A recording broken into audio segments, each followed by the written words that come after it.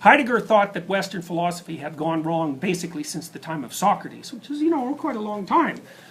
And he said that we became interested in what the world was made of and how we knew things, and what we should have been interested instead was the nature and quality of being.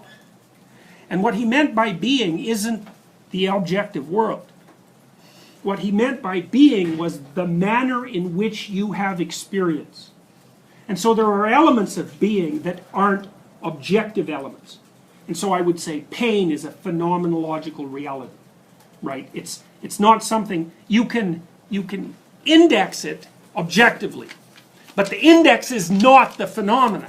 And is your pain real? See, this is a question for people who think there's no such thing as meaning.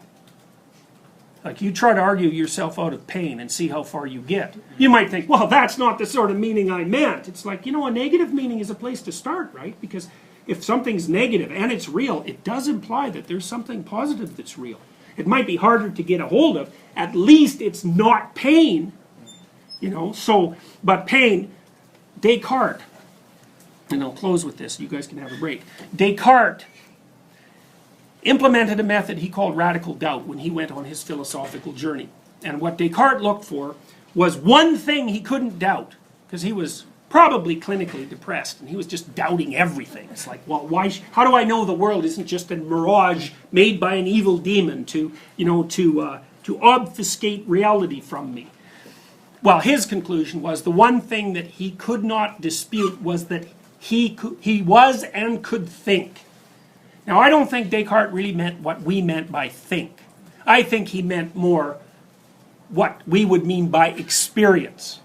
Because thought has become a much more narrowly defined term since the time of Descartes.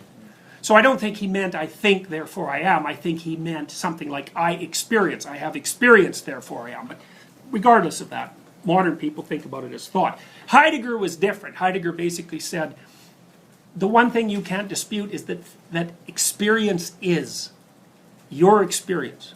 It exists. You can't, it's almost by definition, right? It's like the definition of exist. And then he was interested in what the fundamental elements of existence were. And they're not atoms, like the fundamental elements of the objective world. They're more things like pain. And for me, that was the thing that stopped me from doubting. It's like, I cannot doubt the existence of pain. It seems real. And I might say it seems more real than anything else. Now, you might say you don't believe that, but I would say, I don't care what you think you believe. I'll watch you when you're in pain. And every single one of your actions will indicate that you believe in it. And not only that, that you can't not believe in it. Right? It's there, and it's there so much that, well, that's a meaning. And so it's in that way that Heidegger, at least in part, thought of existence as, or experience as, composed of meanings. And so part of the reason that this course is called Maps of Meaning is because one of the things we're going to look at is the structure of meaning. And we're going to start with negative meaning because, from my perspective, look, you can doubt whether or not good exists. But once I'm done telling you about the things I know about human history, there won't be a single person in this room who thinks that evil doesn't exist. And you might think that's a bloody horrible thing to learn, but it's not. It's unbelievably useful because once you can establish something that you cannot deny, then you can move from that. And I think you can hypothesize that if you're capable of detecting radical evil, I'll tell you about Unit 731 at some point, or you can look them up yourself. I wouldn't recommend it, by the way. Once you can identify radical evil, and you think, well, that's just, beyond a doubt, that's reprehensible. There's no justification for that whatsoever, no matter what, whenever. Well, then you've got something to stand on. And you can start thinking, well, what's the absolute opposite of that then? It might be, how is it that you could conduct yourself so that in your sphere of influence, the probability that anything like that would ever happen is reduced to the absolute maximum? Well, that's a reasonable moral question. And I don't think it's something that you can dispense with like a casual nihilism. I don't think a nihilist can dispense with it. Because even nihilists suffer.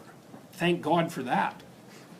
It's their only source of potential salvation. Sometimes they notice it. oh, I'm suffering about all this nihilism. Maybe that indicates that there's something flawed in it. It's always possible.